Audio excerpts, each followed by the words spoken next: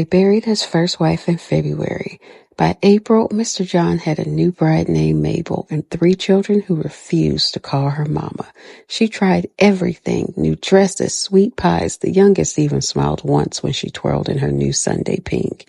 But Mabel wanted more than manners.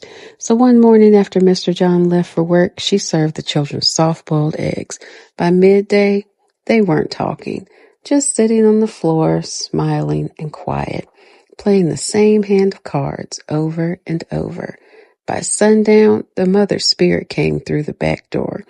In a white veil and wind in her hands, she touched the eggs on the table and they split, yolk pooling like a golden shadow.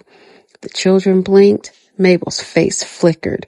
One eye too big, mouth curling wrong. It was a horrible sight.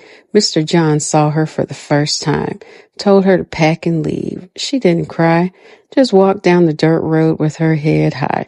2 weeks later, she met another man, smiled the same smile, and somewhere in her pocket, a warm, uncracked egg. They say Mabel found another man, a quiet widower with a good porch and money in the bank. But his mama and sister had heard the story, how Mr. John's children went glassy-eyed after Mabel's kindness. So when the new husband started walking funny, blinking slow, and forgetting his own name, they got suspicious. His mama cracked 3 eggs over a white plate, one for the mind, one for the body, one for the soul. The yolks turned black, the whites bubbled, and when she whispered his name over the plate, it hissed. That same night, his sister made a wash for some camphor, cedar, and grave dirt, poured it across the front steps. Mabel came home smiling, but when her foot hit the porch, she screamed like a boiling kettle. Next morning, all they found were burnt shoe prints and 3 whole eggs, laid in a perfect row. They say that porch ain't cooled down since, and the man, he can't remember her name. In 1992, a girl named Letitia got tired of waiting on love to come knocking, so she asked her grandma, Miss Mabel, what to do.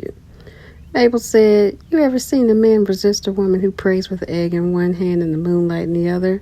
That's how I got all 3 of mine." Letitia thought it was all talk until she followed every step, and the man she wanted showed up at her doorstep the next day wearing her favorite color. But when you use an egg to catch a man, you best know how to clean it right. And Mabel, she smiled, always says, "That's how I got number 3 too."